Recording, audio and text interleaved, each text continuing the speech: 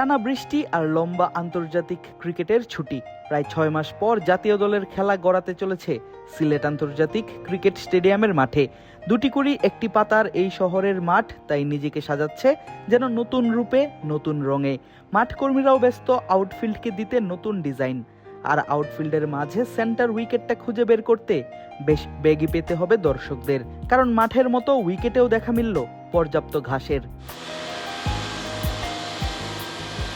ঢাকার পর এবার সিলেটে অনুষ্ঠিত হবে বাংলাদেশ এবং পাকিস্তানের মধ্যকার চলমান 2 ম্যাচ টেস্ট সিরিজের দ্বিতীয় ম্যাচটা। আর সেই ম্যাচকে সামনে রেখেই দড়ির সাহায্যে দাগ টেনে আলাদা করা হয়েছে দ্বিতীয় টেস্টের উইকেট। সব ঠিক থাকলে এই পিচেই হবার কথা ম্যাচটি, আর ঢাকার মতো সিলেটের সেন্টার পিচেও দেখা মিলল ঘাসের উইকেটের। 5+ স্টার রেটিং প্রাপ্ত দেশের সর্বোচ্চ বিদ্যুৎ সাশ্রয়ী ওয়ালটন এসি। স্মার্ট কমফোর্ট এখন নেক্সট লেভেলে।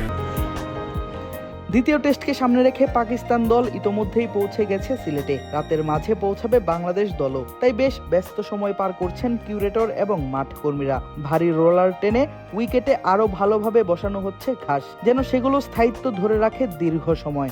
ঢাকা টেস্টে দেখা গিয়েছিল এমন ঘাসের উইকেটই, যেখানে দুর্দান্ত বোলিং করেছিলেন পেসাররা। মোহাম্মদ আব্বাস, তাসকিন আহমেদ, শাহিন শাহ আফ্রিদিরা নিয়মিত বিরতিতে শিকার করেছেন উইকেট। আলাদা করে বলতে হয় নাহিদ রানার কথা।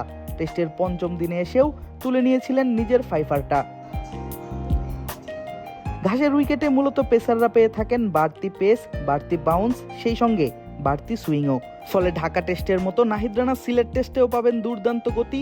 একের পর এক উইকেট শিকার করে ঝাঁঝরা করে দিবেন প্রতিপক্ষের ব্যাটিং লাইন আপ, এমনটা চিন্তা করতেই পারেন দর্শকরা। সিলেটের উইকেটে আগে থেকেই বাড়তি সুবিধা পান ব্যাটাররা। এখানে বানানো হয় স্পোর্টিং উইকেটটাই, ব্যতিক্রম নয় এবারও।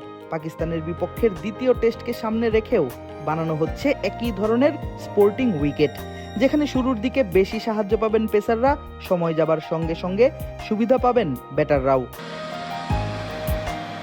শুধু উইকেট নয়, সিলেটের আউটফিল্ডের সুনামও আছে দেশ জুড়ে।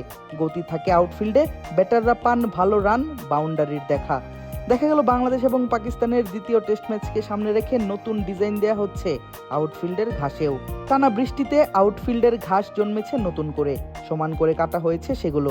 গাঢ় সবুজ রঙও ফুটে উঠেছে নতুন জন্মানো ঘাসগুলোয়। বলার অপেক্ষা রাখে না, অঙ্গে নতুন রূপ আর বুকে সতেজ রং নিয়ে নিজেকে পুরোপুরি প্রস্তুত করেই রেখেছে চায়ের শহরের আন্তর্জাতিক এই ক্রিকেট স্টেডিয়ামটি।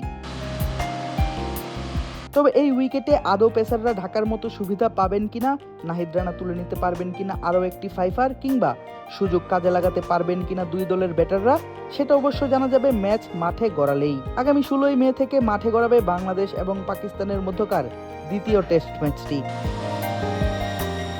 আদিব আশরাফ, ক্রিক ফ্রেঞ্জি।